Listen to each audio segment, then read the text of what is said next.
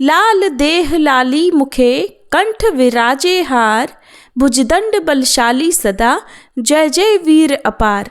सभी प्रेम से बोलिए पवन सुत हनुमान जी की जय, सियापति रामचंद्र जी की जय। प्रिय श्रोताओं, जिस तरह से सोमवार का व्रत भगवान शिव को समर्पित होता है, उसी तरह से मंगलवार का दिन बजरंगबली हनुमान जी को समर्पित होता है। मंगल ग्रह 9 ग्रहों में से एक हैं, जिन्हें अंगारक और कुजा नाम से भी जाना जाता है।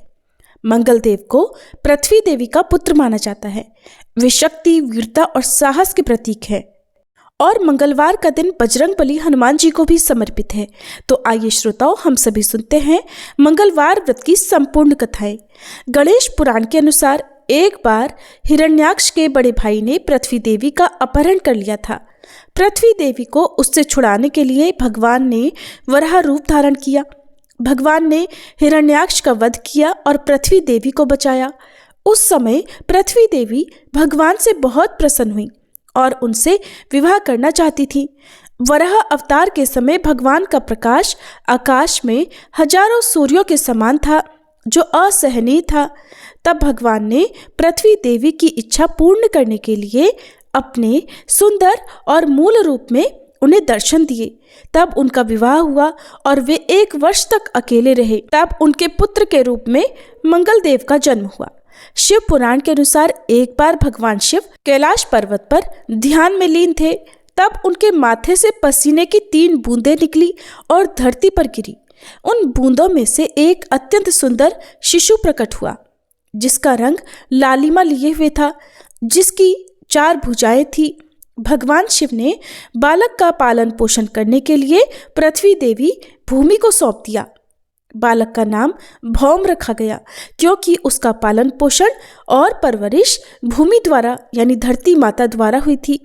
जब भौम बड़े हुए तो वे काशी गए और भगवान शिव को प्रसन्न करने के लिए कठिन तपस्या की। भगवान शिव ने उन्हें आशीर्वाद देते हुए मंगल लोक प्रदान किया, जो शुक्र लोक से भी अधिक श्रेष्ठ था। इसी भौम को सौरमंडल में मंगल ग्रह के नाम से जाना जाता है।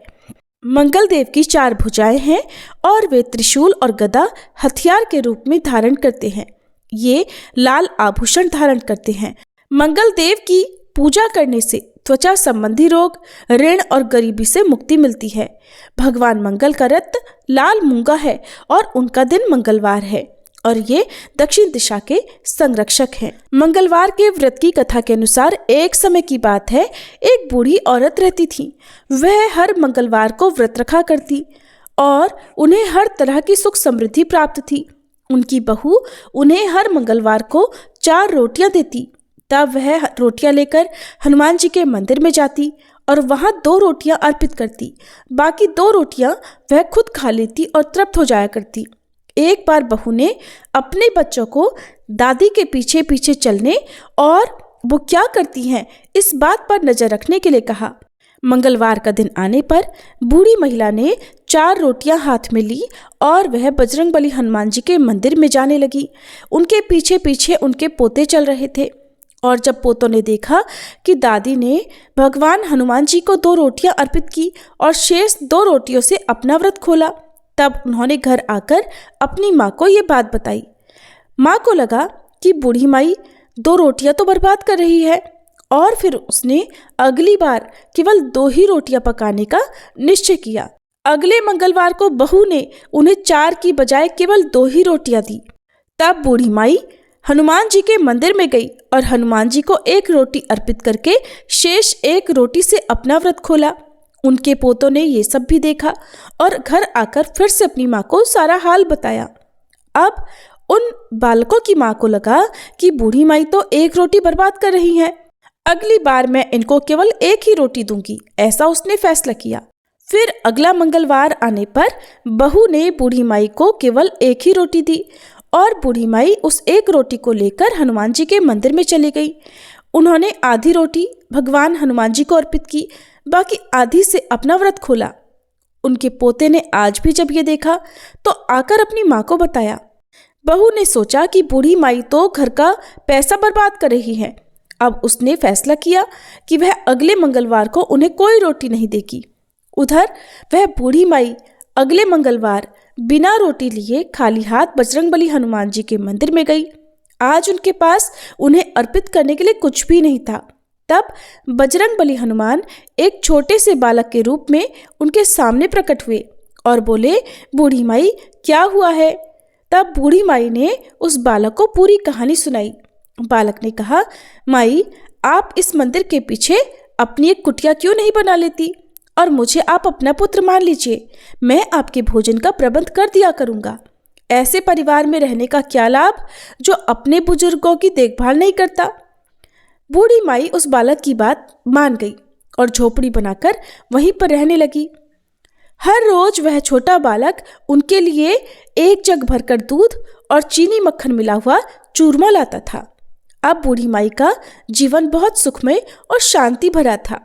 बूढ़ी माई अब भी प्रत्येक मंगलवार बजरंगबली हनुमान जी की पूजा करके उन्हें भोग लगाकर ही अपना व्रत खोला करती। उधर उनकी बहू दिन प्रतिदिन गरीब होती जा रही थी। गरीबी के कारण घर में बिना वजह झगड़े होने लगे, यहाँ तक कि उनके पास खाने को भी बहुत कम बचा था। एक दिन उसने अपने बच्चों से कहा कि जाओ अपनी दादी के पास जाओ और देखो कि वो क्या करती हैं। बच्चे अपनी दादी के घर गए तो बूढ़ी माई ने उनका स्वागत किया। उन्होंने बच्चों को दूध और चूरमा दिया और उन्हें रोज आने के लिए कहा। बच्चे घर वापस आए और सारी बात अपनी माँ को बताई। माँ ये जानकर हैरान रह गई कि बूढ़ी माई कमज़ोर होने की बजाय बिल्कुल स्वस्थ थी। अब बहू को अपनी गलती का एहसास हुआ और बहुत पछतावा हुआ। तब उसने अपने पति से उन्हें वापस लाने के लिए कहा, लेकिन उसके पति ने कहा, मैं क्यों जाऊं? हमारे कष्टों के लिए तो तुम ही जिम्मेदार हो। तुम रोज परिवार में झगड़े करवाती हो। तुमने ही तो उन्हें घर छोड़ने पर विवश किया था। तुम तो थोड़े से भोजन के लिए भी उनसे ईर्ष्या करती थी। देखो उनके जाते ही इस घर की सारी सुख समृद्धि मिट गई।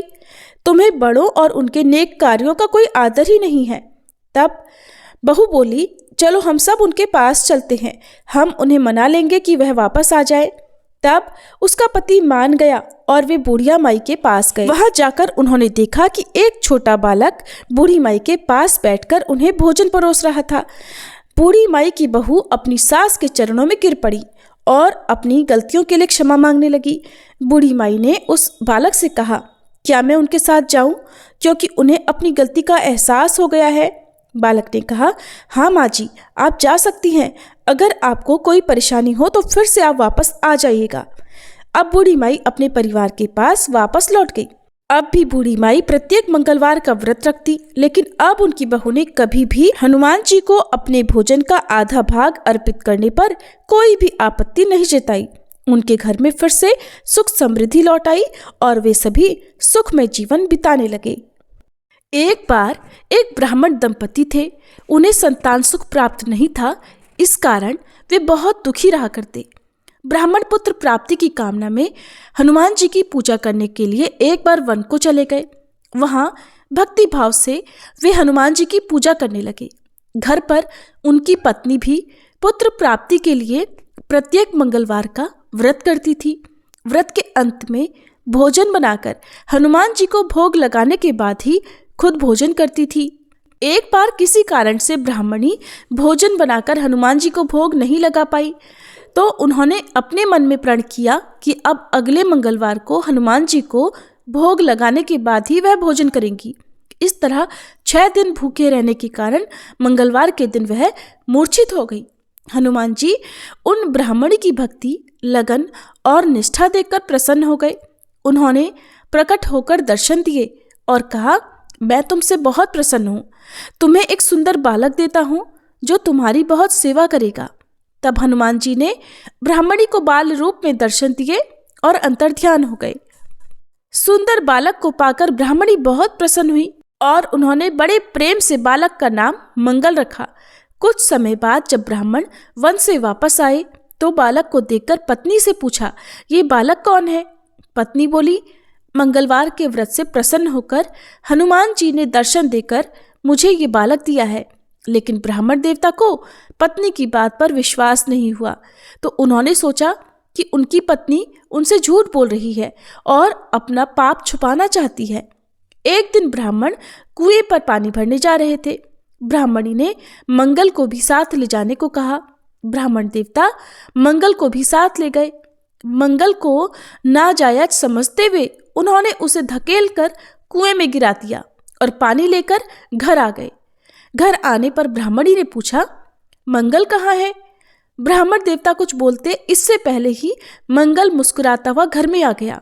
ये देखकर अब तो ब्राह्मण देवता आश्चर्य में पड़ गए। सोचने लगे कि इस बालक को तो मैंने कुएं में धकेल दिया था। फिर रात को सपने में ब्राह्मण देवता ने हनुमान जी को देखा और वे कह रहे थे कि ये बालक मैंने दिया है। तुम्हारा पत्नी पर शक करना उचित नहीं है, वो तो पतिव्रता स्त्री है। ब्राह्मण यह सच जानकर बड़े प्रसन्न हुए और शर्मिंदा भी हुए। इसके बाद तो ब्राह्मण दंपति ने हर मंगलवार को निष्ठा के साथ, भक्ति के साथ व्रत करा और आनंद पूर्वक वे अपना जीवन बिताने लगे। इस प्रकार जो भी व्यक्ति मंगलवार का व्रत करता है और मंगलवार के व्रत की कथा पढ़ता है या सुनता है और दूसरों को सुनाता है तो हनुमान जी की कृपा से उन्हें सभी प्रकार के सुख प्राप्त होते हैं। श्री ऋणमोचक मंगल स्तोत्र पाठ मंगल देव को समर्पित है। इस स्तोत्र के पाठ से कर्ज से मुक्ति मिलती है, आर्थिक समस्याएं दूर होती हैं। इस स्तोत्र में मंगल देव जी के सभी 21 नामों का वर्णन मिलता है। मंगल देव का संबंध हनुमान जी से है और हनुमान जी सभी प्रकार की समस्याओं से छुटकारा दिलाने वाले देवता माने जाते हैं। ऋणमोचक मंगल स्तोत्र का पाठ जो भी मनुष्य करता है उस पर मंगल भगवान प्रसन्न होकर उसे धन धान्य प्रदान कराते हैं। वह मनुष्य कुबेर भगवान की तरह धन संपत्ति का स्वामी बन जाता है। वह मनुष्य हमेशा युवा रहता है और उसे रोग और कर्ज से भी मुक्ति मिलती है। तो प्रिय श्रोताओं, अब सुनिए ऋणमोचक मंगल स्तोत्र पाठ हिंदी में। हे मंगल देव, शास्त्रों में आपके जो नाम बताए गए हैं उनमें पहला नाम मंगल, दूसरा भूमिपुत्र जिनका जन्म पृथ्वी से हुआ, तीसरा ऋणहर्ता यानी कर्ज से मुक्ति दिलाने वाला, चौथा धनप्रद यानी धन को देने वाले, पांचवा स्थिरासन यानी जो अपने आसन पर अडिग रहते हैं, छठा महाकाय यानी जो बहुत बड़े शरीर वाले हैं, सातवां नाम सर्व कमावरोधक यानी कार्य में आने वाली सभी बाधाओं को दूर करने वाला है। हे मंगल देव, आपके नामों में 8वां नाम लोहित, 9वां लोहितांग, 10वां साम का नाम यानी कृपा करने वाले, जिसका अर्थ सामग ब्राह्मणों के ऊपर अपनी कृपा दृष्टि को रखने वाला है, 11वां धरात्मज यानी पृथ्वी के गर्भ से उत्पन्न होने वाला, 12वां कुज, 13वां भौम, 14वां भूतिद यानी ऐश्वर्य को देने वाला, 15वां भूमि नंदन यानी पृथ्वी को आनंद देने वाला है।